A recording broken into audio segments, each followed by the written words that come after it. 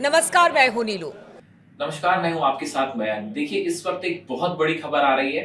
हम सबसे पहले आपको खबर बताना चाहेंगे। ईरान की तरफ से ये दावा किया जा रहा है कि ईरान ने एक बड़े मिसाइल अटैक में मोसाद के हेडक्वार्टर को तबाह कर दिया है। जी हाँ, ये बहुत ही बड़ा दावा है।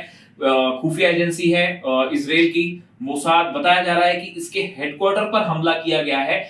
ऐसा एक वीडियो जारी करके ईरान की तरफ से दावा किया गया है। ईरान की एक न्यूज एजेंसी ने दावा किया है कि ईरान की तरफ से बड़ा मिसाइल अटैक किया गया है और एक साथ कई मिसाइल्स मोसाद के हेडक्वार्टर पर दागी गई। और इनका दावा ऐसा है कि इस अटैक में मोसाद का हेडक्वार्टर पूरी तरह से तबाह हो गया है। और इससे रिलेटेड एक वीडियो भी जो है वो सोशल साइट्स पर सामने आने लगा है, जिसमें हम देख पा रहे हैं कि 3-4 लोकेशंस पे जो कि बेहद करीब हैं, उन सब पे मिसाइल्स गिरती हुई दिख रही हैं और साथ ही उसमें से बड़ा धुआं, स्मोक निकलता दिख रहा है। ईरान का ये दावा है कि ये इजराइल में मोसाद का हेडक्वार्टर था, जिसको ईरान ने तबाह किया है। देखिए, आज सुबह खबर आई कि जो ईरान के टॉप सैन्य अधिकारी है अली शादमानी, इनकी एक एयर स्ट्राइक में इनकी डेथ हो गई है, जो कि इजराइल ने एयर स्ट्राइक की थी।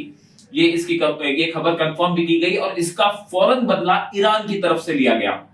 और बताया जा रहा है कि एक साथ 20 मिसाइल्स जो हैं वो ईरान ने फायर की हैं, जिसमें से कुछ मिसाइल्स जो हैं वो मोसाद के हेडक्वार्टर पर गिरी हैं, ऐसा ईरान दावा कर रहा है। और उसमें जो है 2-3 बिल्डिंग से अचानक काला धुआं निकलता दिखाई दे रहा है और बताया जा रहा है कि ये मोसाद का हेडक्वार्टर था। हालांकि अभी इस बारे में इसराइल की तरफ से कोई फाइनल बयान नहीं आया है। इसराइल अभी इस बारे में कुछ नहीं कह रहा है, लेकिन ईरान की तरफ से और ईरान की एक न्यूज एजेंसी की तरफ से वीडियो पोस्ट किया गया है और ये दावा किया जा रहा है कि ये मोसाद का हेडक्वार्टर था, जिसे तबाह कर दिया गया है। देखिए, हम आप तक ये खबर पहुंचाने जा रहे थे। इसके बाद हम आगे का डिस्कशन मेरे और नीलू के बीच में जो लेटेस्ट अपडेट है ईरान का, उसको लेकर क्या अपडेट है, हम आपको उस डिस्कशन के पास ले चलते हैं।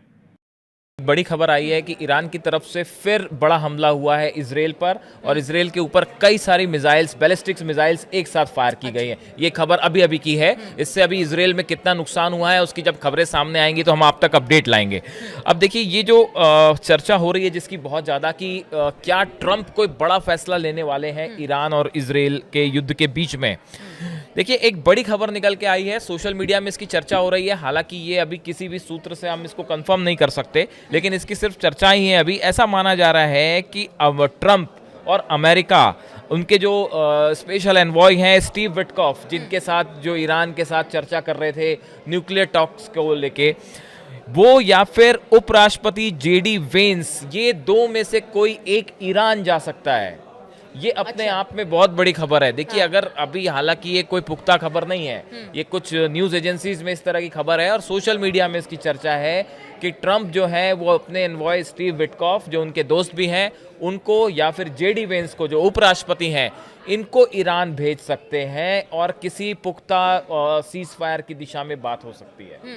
देखिए, एक बात और सामने आ रही है, चूंकि जैसे ट्रंप और पुतिन की बातचीत हुई है, जी सम्मेलन में भी हमने देखा कि वहां पर भी एक सुर में कहा जा रहा है कि ये युद्ध दुनिया के लिए ठीक नहीं है। तो क्या यही वजह है कि अब इसे रोकने की पूरी कोशिश हो रही है, मयंक? क्योंकि देखिए, इसके परिणाम तो बहुत घातक होंगे। अगर इसी तरह से चलता रहा तो सिर्फ ईरान और इसराइल ही तबाह नहीं होंगे। इसकी वजह से, जिस तरह से हम लगातार बात कर रहे हैं, क्योंकि तेल का सबसे बड़ा सोर्स है मिडिल ईस्ट, अगर वहां पर हालात बदतर होते हैं तो पूरी दुनिया में इसका असर पड़ेगा। देखिए, इसके 2-3 आंसर हैं जो आप कह रहे हैं। इसका जो युद्ध का असर है इसको लेके, देखिए, पहली बात तो जितना बड़ा हमला ईरान ने इसराइल के ऊपर किया है, ये एंटिसिपेट नहीं कर पाया था इसराइल, और पूरी दुनिया शायद इस बात को समझ नहीं लगा पा रही थी कि ईरान इतना बड़ा नुकसान इसराइल को पहुंचा सकता है, क्योंकि वो आयरन डोम और थाट वाली बात थी। तो उम्मीद से बड़ा हमला कर दिया। उसके बाद अब दूसरी चीज़ ये है कि जो ईरान की तरफ से एक नई वार्निंग दी गई है कि हम एनपीटी से बाहर आ जाएंगे। अगर एनपीटी से बाहर आता है ईरान और किसी तरह का न्यूक्लियर टेस्ट कर लेता है तो उसके बाद तो फिर बात ही खत्म हो गई। और तीसरी बड़ी चीज है जो स्ट्रेट ऑफ हॉर्मुज है, जहां से दुनिया का 20% ऑयल जो है उस शिप्स के जरिए गुजरता है।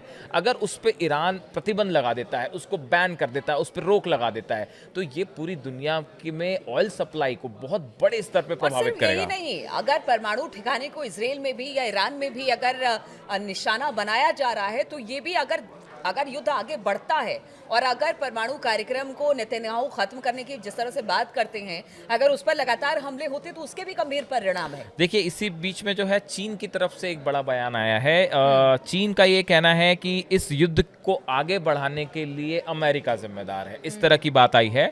ईरान और इजरायल के बीच चल रहे युद्ध को लेकर चीन ने सख्त वार्निंग दी है। उसने अमेरिका पर बड़ा आरोप लगाया है।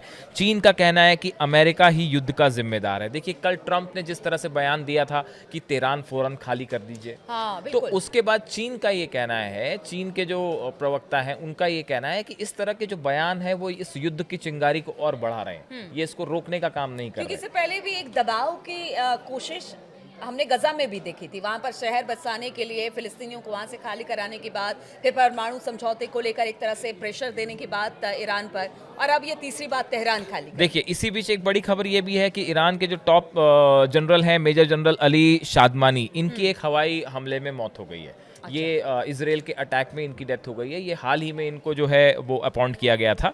और लेकिन इसके बाद अब्बास अराक्ची जो विदेश मंत्री हैं उनका बयान आया है। उन्होंने कहा है कि ये एक साइकोलॉजिकल जो है वॉरफेयर चल रहा है, और अगर इजराइल ये सोचता है कि भाई अगर वो हमारे कुछ कमांडर्स को मार के ये जंग जीत जाएगा, तो ऐसा बिल्कुल नहीं होगा। हम ऐसा नहीं होने देंगे। लगातार बड़े हमले इजराइल के ऊपर होते रहेंगे।